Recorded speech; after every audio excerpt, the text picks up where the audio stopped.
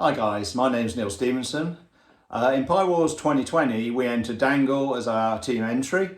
This really concentrated on vision as the main navigation aid. This year we're entering Chameleon as our replacement. And Chameleon here is one of the main features of it. It's a triangular arrangement of wheels. There's two driven wheels, one caster wheel at the back, and will have two displays on. Currently it's got one display on. We'll have a second display on there to give us some camouflage and interesting effects to provide hopefully some points on the aesthetic side of the Pi Wars. But one of the things I really wanted to concentrate this year was getting the voice recognition part of it. Hello, welcome to my talk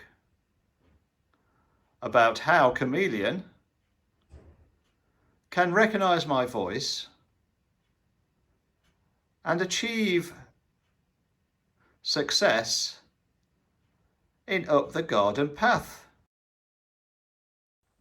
So this talk is all about the investigations I've done, the experiences I've learnt, and I will conclude with a demonstration of where we've got so far. One of the first things you're going to have to decide when you want to get voice recognition going as part of the challenges for Pi Wars is how you're going to get the microphone connected into the Pi. There are a number of options you can choose. These are a few I've chosen, I've tried out. One is get a dedicated hat to provide the microphone input. So this particular one is a Seed Respeaker 2 board. It's quite a nice little board. It just plugs straight onto the GPIO port. It has two microphones built in. There's a bit of logic on there to allow you to do a little bit of noise cancelling and directional pickup. One thing I would say about a board like that is it's going to be very close to any motors you've got on the Raspberry Pi on your robot. So it's likely to pick up a lot of noise from those motors. That may interfere unacceptably with a speech recognition. So you maybe say start or go and it start moving, and then it won't accept anything else because anything else is masked by the noise of the motors. So it is possible. This particular board, the Respeaker 2, also clashes with some of the port use of the Redboard Plus. So again, it's probably not ideal for anybody who's considering using that board as the motor control board.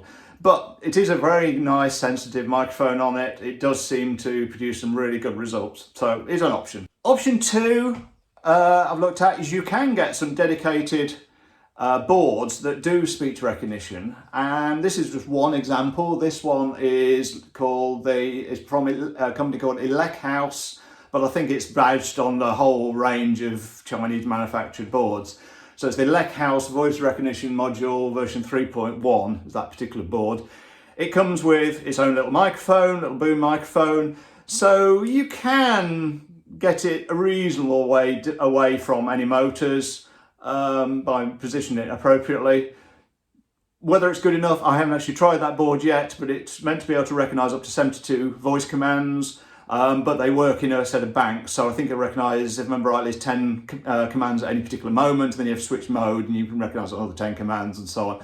So for the sort of things we're trying to do with Pi Wars, that's probably not a bad little board. Right, option 3, pick up a Bluetooth headset that's got a microphone built in with it, and you can use that in the Pi quite happily. I feel that that is the best solution because it allows you to be a distance away from the robot. It's always a constant distance from the mouth, so you should be able to pick up voice recognition quite reliably. The only thing I would say is with a Bluetooth headset, they're designed to work with mobile phone communications. Now, the problem with mobile phone communications is they run at a relatively low data rate. So one of the other boards, like the Reseed board I just showed you, you can run at a full CD quality, 44K samples per second, and that will give you really good high quality audio. This one will only run at 8K samples per second because it's designed for real-time voice communication over a phone. Whereas all the other boards will give you a high data rate. Generally speaking, there's a big delay because of the high data rate. So although it's really good, the voice quality is not as good as it might appear to start with. You know, the human ear picks up 8K quite nicely, but when you try and do speech recognition, it's not as good as we could be. A fourth option is to get a USB microphone. Now, USB microphones come in all sorts of shapes and sizes. The one I've tried is one of these little cheap. They're about £3 off eBay or AliExpress or wherever you want to go. And they claim to be a good microphone for things like Skype. I find they're complete and utter rubbish, right? It's not so much that they don't work, it's just that anything further than about that distance from the mouth, they don't pick up much sound. There may be alternatives that are a lot more sensitive than this particular one, but these cheap ones, I wouldn't go anywhere near them. You can get others that have a wireless dongle and then they pick up remotely. I haven't tried them, but yeah, that's another good option I would suggest. So I've decided I'm going to use the Bluetooth headset. What you'll find when you try and use a Bluetooth headset for a microphone input is that you won't necessarily get the microphone available straight away without doing some configuration. So if I quickly show you how you might set that up. First thing you need to do is to pair the Bluetooth headset. So you use that on the normal Raspberry Pi OS by selecting the Bluetooth icon, hit add new device, wait a few seconds while the device appears in the list, select that, hit pair, and you should pair it in. Now what that will do on most headsets is create you an output device for the audio to the headphones, but it won't create you a device for the microphone, even if your Bluetooth headset has got a standard microphone on it. So what you need to do to achieve that is, first of all, you need to select the headset. On my particular example, I've got this VOSK Care 1 headset, so I select that on the audio output device. So in order to get the microphone as your default input device, you'll need to edit the file called .asoundrc, and that file is created in the home directory. So using your favorite editor, such as Nano, you can say nano.asoundrc or twiddle/.asoundrc if you're in a different directory. And using that, you need to change two things. First thing you need to do is change the profile to be SCO. Now what that will do, that will change it to use a different protocol, and the protocol is designed for mobile phone use. And then the second thing you need to do is take a copy of the section called PCM output and create an equivalent called PCM.input. And for the default microphones, it can be just identical. Again, needs to have the device name, the device ID, and the profile of SCO. If you use my example, normally works straight away. And then you need to add at the top of it the PCM !default. You need to add capture.pcm to refer to that slave PCM of input, which is the PCM.input we added later. So once you've done that, if you save that, that should allow your default microphone to become available.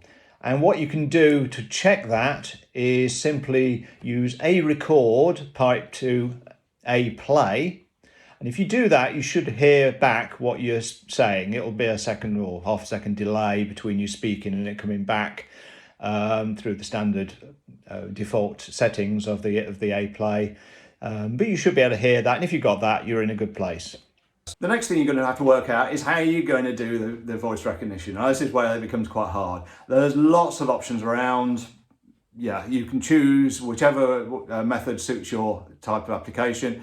I would say they broadly come into four main categories. Category one is cloud-based solutions. So cloud-based solutions are things like Amazon Echo, Google Assistant. There are one or two others, Siri, things of that nature. Amazon provides you a kit to allow you to set up an Amazon Echo type device, and that's relatively easy to set up. Google Assistant, you can get a similar SDK to enable you to set one of those up. I think the voice recognition quality of those are absolutely excellent, and if you were using this to control something that was easily connected to the internet, I would say go with that. I would say, since we're in a robot situation and there might be a lot of electrical noise coming from the motors, maybe this isn't quite the right approach, because you might be losing the internet connection. There might be a delay on the internet connection as it tries to do the voice recognition. It's okay, but it's problematic. So that's option one. Option two, I mentioned this before, go for something like a hardware board.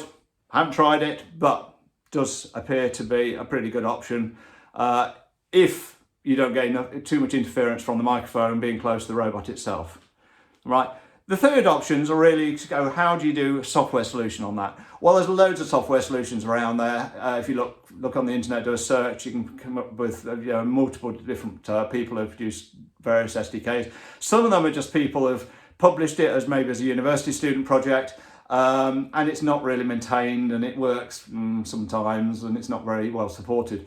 The ones I've looked at, which I think are the better ones, one is TensorFlow.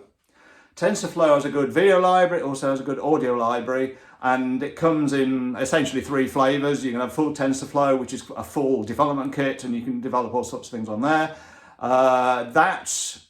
It can be used, for example, to use a neural net learning based command system.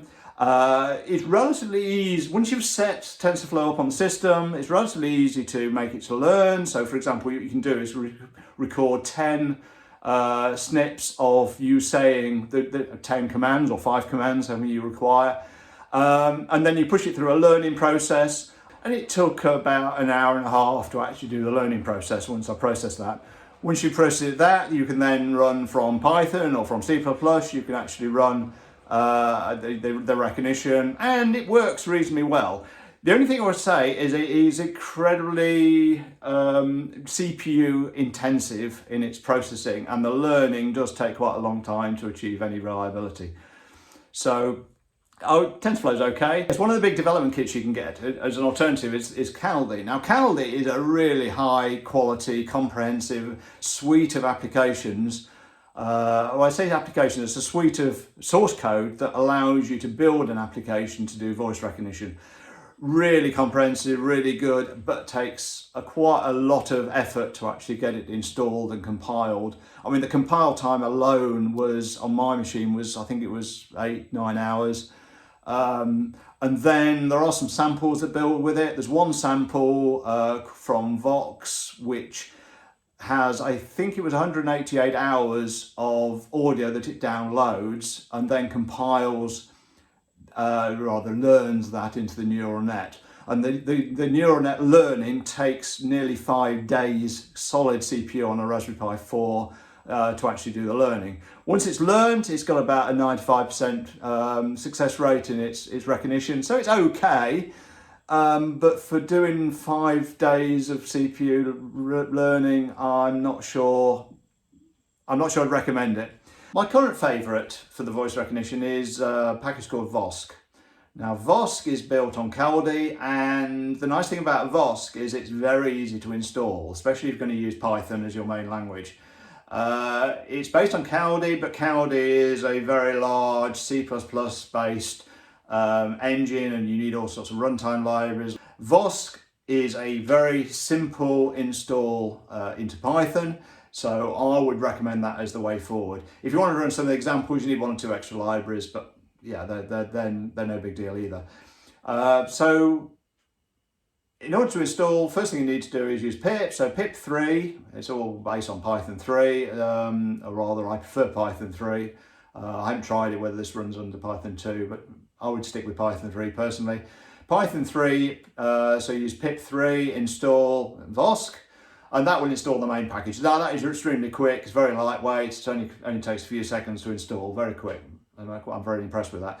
The next thing you want to do maybe is to install 1 or 2 of the libraries just to get some of the demos working, and I think so you need the Fortran library, and you need the sound support Python libraries as well. They're easy to install, so they're there. The next thing you need to do is have the voice recognition dictionary itself. Now, if you look on their website, there are a whole series of different languages. I think it was 17 different languages at the time I supported. So if you don't want English, you can go for French or German or whatever language you prefer. In my particular case, I obviously want English. Now, they are US English rather than English, which means that it might not recognise my voice quite as well as it would if I was speaking with an American accent. But I found they're pretty good anyway, so I'll go with those. There are some small model dictionaries. That is about 50 megabyte in size. I'm finding that perfectly adequate for the challenge of Pi Wars, so I'd probably recommend that as at least a starting point. Once you've downloaded that, it just needs to be unzipped and copied into the examples directory as a folder name of model. And that's purely because the examples assume that's the directory it's going to be copied into. You can change the code at a later date if you don't want that to be the case. Once you've got that in there, you should be able to just run the test microphone Python. So you just a Python 3 test microphone.py, and what it will do, it'll read the input from the default input device. So assuming you've set up your microphone as the default input device, it'll read from that and it'll immediately start doing voice recognitions.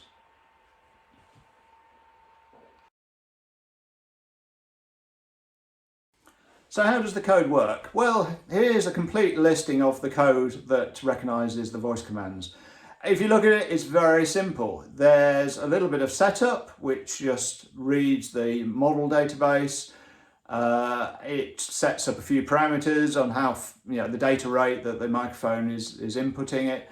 And then really all it has is a loop which constantly gets data from the microphone, passes it to VOSK, and then looks for a response and sees what it is. There's two types of response it can get. You can get a partial response, which is like a tentative result, or you get the full result, which gives you the final result. Each one of those gives you a probability of how good it recognises it. In reality, most of the ones I've seen comes out as 1 or as near as damn it 1, so it's pretty good. So yeah, if you want to make use of that, you can then plug that into your robot code very easily. So I've plugged it into the Red Bull Plus library, and the Red Bull Plus library just if I see the string left, it just moves it left for a bit. If I see the string right, I move right for a bit, and if I see the string go, I just move forward for a bit. And it's only half a dozen lines of code, and you've got a basic control. So anyway, that's the theory. Let's see how it works in practice. 3, 2, 1, go. Go.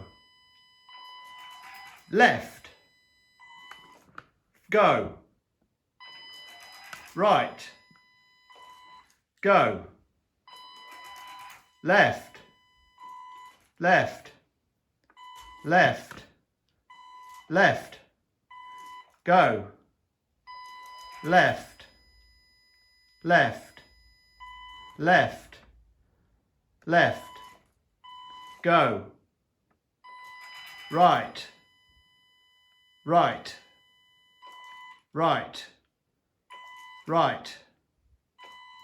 Go. Left. Left. Left. Left. Go. Right. Right. Right. Right. Right. Go. Right. Right. Go. Go. Go. Go.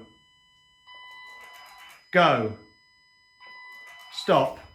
You have reached your destination. So then, Chameleon, how do you think you did there? I don't think you're going to win any prizes for speed, but at 1 minute 18 seconds, that's actually not a bad target time for everyone to attain to. Being completely speech recognition, I've got an extra 450 points before I started. I've got no problem if you want to use my code.